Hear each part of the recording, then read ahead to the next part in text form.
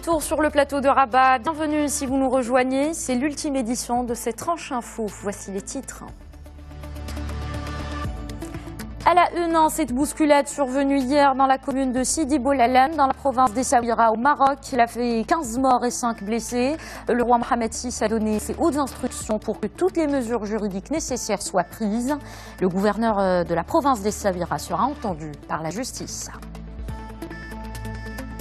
Fin de suspense au Kenya. La Cour suprême a validé aujourd'hui la réélection du président Uhuru Kenyatta lors de la présidentielle du 26 octobre. L'opposant Raila Odinga ne reconnaîtrait pas le futur gouvernement. Au Zimbabwe, le président Robert Mugabe est en contact avec son vice-président déchu Emmerson Mnangagwa, qui sera prochainement de retour au pays selon le chef de l'armée. Le parti au pouvoir veut engager dès demain la procédure de destitution du président.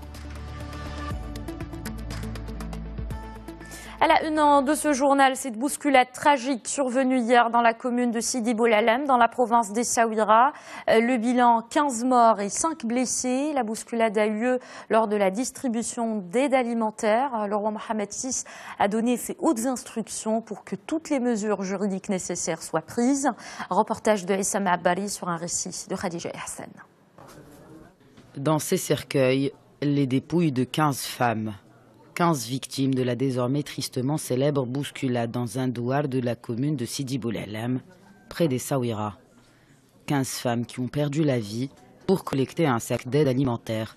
Et du témoignage d'une survivante, ce drame est le résultat d'un manque d'organisation de cette opération. Certaines femmes étaient là-bas depuis 1 h du matin. Le donateur n'a prévu aucune organisation. Il leur a promis de leur donner des aides. Celui qu'on appelle Hajj aurait dû prévenir les autorités locales pour déterminer le nombre exact de bénéficiaires venant de chaque commune. Si elle n'était pas dans le besoin, elle n'aurait pas payé un taxi à 40 dirhams pour recevoir un sac de farine de 25 kilos. Elle a 6 enfants à nourrir et des petits-enfants. Si organisateurs et autorités avaient fait leur travail d'organisation, rien de tout cela ne serait arrivé. Et en effet, des photos prises lors de l'opération montrent à quel point ces pauvres femmes étaient entassées devant le domicile du donateur. Or, ce n'est pas de son avis. Abdelkrim El-Hadidi affirme que l'opération s'est déroulée dans le respect de la loi et sous la supervision des autorités. En attendant les résultats de l'enquête, Sa Majesté le roi Mohamed VI a donné ses hautes instructions au chef du gouvernement et à tous les départements concernés pour que dorénavant, toutes les mesures juridiques soient prises pour un encadrement strict des opérations d'appel à la générosité publique et de distribution d'aide aux populations démunies. Et conformément aux hautes orientations royales relatives à la reddition des comptes et aux principes devant régir les relations entre l'administration et les citoyens, le gouverneur de la province d'Essaouira sera entendu par la justice. C'est dans le cadre de l'enquête judiciaire ouverte par le parquet compétent dans le respect strict de l'état de droit selon le ministère de l'Intérieur. Retour maintenant, on part maintenant en Afrique de l'Est et la fin de suspense au Kenya. La Cour suprême a validé aujourd'hui la réélection du président Uhuru Kenyatta lors de la présidentielle du 26 octobre. Un jugement accueilli par de nouvelles manifestations de partisans de l'opposition.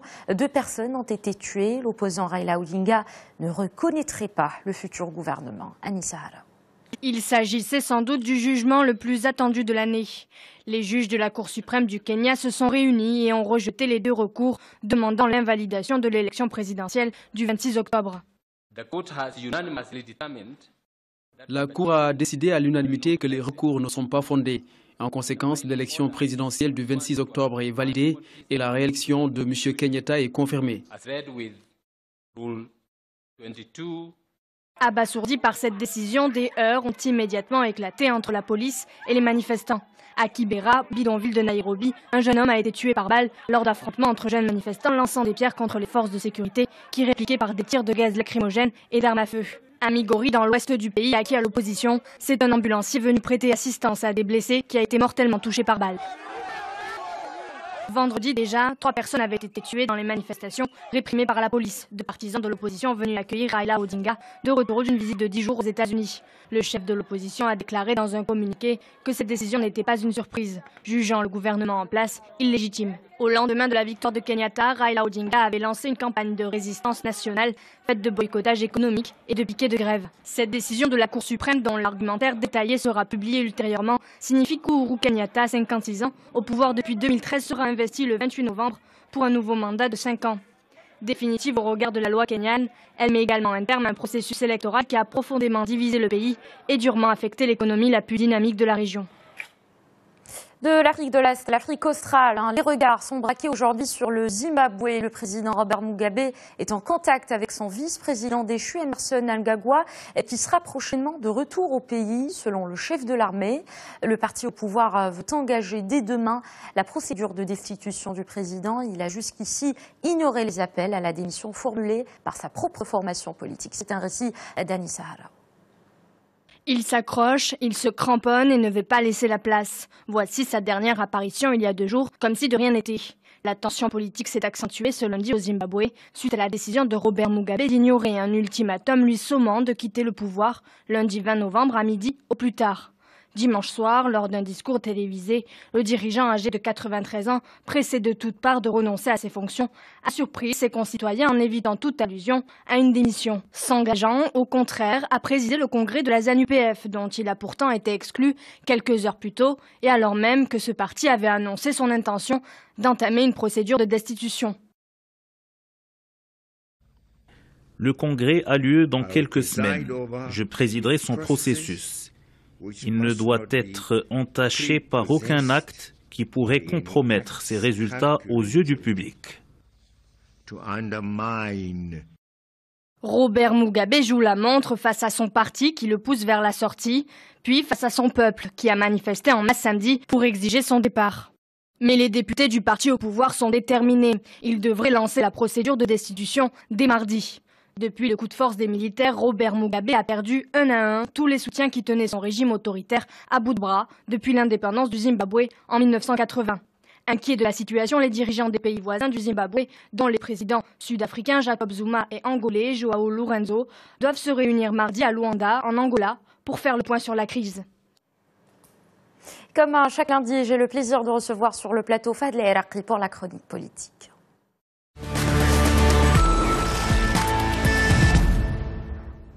Bonsoir Fad. Bonsoir Manel. Alors, coup de projecteur ce soir sur le Parlement marocain qui souffre depuis quand même un certain temps d'un fort taux d'absentéisme. Donc voilà, qui s'est fait remarquer encore une fois la semaine dernière lors de la séance du vote du projet de loi de finances 2018. Pourtant, un rendez-vous très important et très attendu. Durant l'année, 122 élus étaient absents. Quels sont les efforts d'abord fournis pour pallier ce dysfonctionnement, peut-être ce phénomène? Alors, vous l'avez dit Manel, 122 élus absents pendant la séance plénière du vote de la loi de finances qui a eu lieu jeudi. C'est quasiment le tiers des 395 élus de la nation qu'on compte dans la Chambre des représentants. En fait, ça paraît important, mais en même temps, ce n'est pas le record. Si on veut parler du record de l'année 2017, il faut remonter au 26 juillet dernier. Il y avait une séance pour la discussion du rapport annuel de la Cour des comptes. Et ce jour-là, plus que la moitié des députés étaient aux abonnés absents. Seuls 168 élus avaient daigné faire le déplacement. Vous le dites, c'est un phénomène ou plutôt un fléau qui dure depuis des années, pour ne pas dire des décennies. Et malheureusement, tous les présidents de Parlement qui se sont succédés n'ont rien pu faire contre. Et pourtant, il y a eu, des initiatives. Par exemple, en mai dernier, Habib Melki, qui est le président actuel de la Première Chambre, avait adressé une note d'avertissement un peu très vindicative aux différents groupes parlementaires pour inciter leurs membres à plus d'assiduité, que ce soit durant les séances plénières, mais aussi durant les travaux de commission qui, elles, se déroulent à huis clos, et on ne sait pas exactement combien de parlementaires y ont assisté. Alors, il y a eu, par exemple, beaucoup de mesures qui ont été prises, notamment des incitations aux parlementaires qui peuvent bénéficier de moyens de transport gratuits, de réduction sur les nuitées d'hôtel, mais malheureusement, rien de cela n'a été productif. Il y a eu même, l'introduction de sanctions pécuniaires à partir de 2012, quelque chose comme 1000 dirhams par jour d'absentéisme, mais cette mesure est un petit peu, on dit, selon certains, n'est pas toujours appliquée, selon certains députés, et c'est peut-être là la solution, peut-être dans l'application de ces mesures, sachant que les parlementaires se montrent parfois très très soucieux un peu de leurs émoluments. Alors, Fahd, il y a l'absentéisme, mais il y a aussi un autre dossier épineux concernant le Parlement marocain, les retraites des parlementaires, justement, qui ont dominé à un certain moment le débat public au Maroc. D'ailleurs, la Caisse nationale des retraites et assurances a tiré la sonnette d'alarme. Elle a même parlé d'un régime intenable. Pourquoi le qualifier ainsi? Tout à fait. En fait, elle a adressé, si vous voulez aller dans le détail, la Caisse nationale des retraites d'assurance, la CNRA, qui gère la pension des retraites des parlementaires, avait adressé une lettre à la Chambre des représentants le 4 octobre pour dire qu'elle est dans l'incapacité de verser les pensions des élus partis à la retraite. C'est un régime, comme vous l'avez dit, quasiment en banqueroute, et c'est un peu logique. Alors, juste pour faire simple un peu dans le calcul, il faut savoir que chaque parlementaire cotise chaque mois 2900 dirhams pour sa retraite, mais en même temps, quand il finit sa législature, il touche 5000 dirhams. Vous voyez un peu la différence. Pas besoin d'être un spécialiste de l'actuariat pour comprendre que c'est intenable sur le long terme.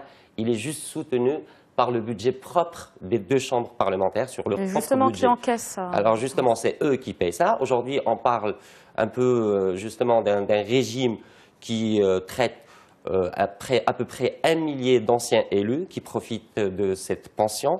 Et le déficit aujourd'hui avoisine les 30 millions de dirhams selon les statistiques les plus connues.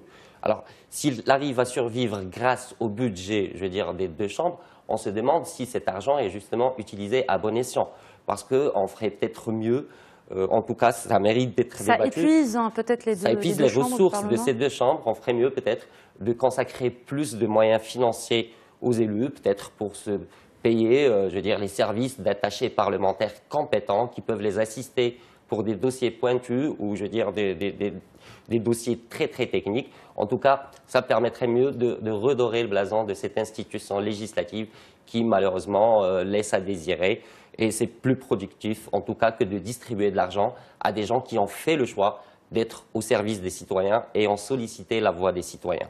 Alors, Fahd, on va revenir sur un point important aussi, cette étude réalisée dernièrement par l'Association démocratique des femmes du Maroc. Donc, parmi ces conclusions, une élue sur 3 ne connaît pas la nature exacte des relations entre le Parlement et l'exécutif.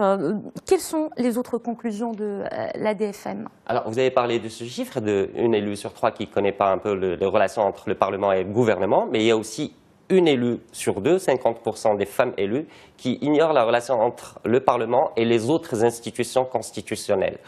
Et on peut dire un autre chiffre qui est 93% des élus de femmes interrogées admettent qu'elles ont besoin d'un complément de formation, que ce soit dans les finances publiques, la diplomatie parlementaire. En tout cas, il y a ce besoin de formation qui est manifesté. Maintenant, il faut ouvrir une parenthèse. Cette étude porte uniquement sur les 81 élus femmes à la première chambre. Sans parler des hommes. Sans parler des hommes. Sachant que les femmes, statistiquement, les femmes élues, statistiquement, elles ont un niveau d'instruction beaucoup plus élevé que leurs collègues hommes.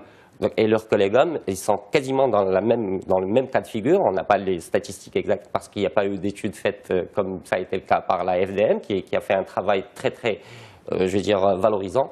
Et on constate malheureusement que justement, les hommes continuent de monopoliser un peu les bureaux du Parlement, que ce soit le bureau central ou que ce soit le bureau des commissions. Et ce n'est pas digne d'une institution qui doit donner l'exemple en termes de parité.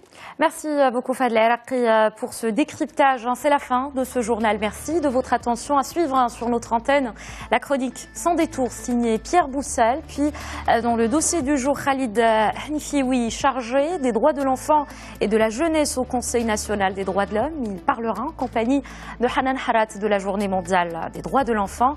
Quelles sont les priorités en la matière et les façons d'accompagner les politiques publiques pour promouvoir ces droits? Bien, la réponse dans ce Carrefour Info. Très bonne suite de programmes sur Média TV.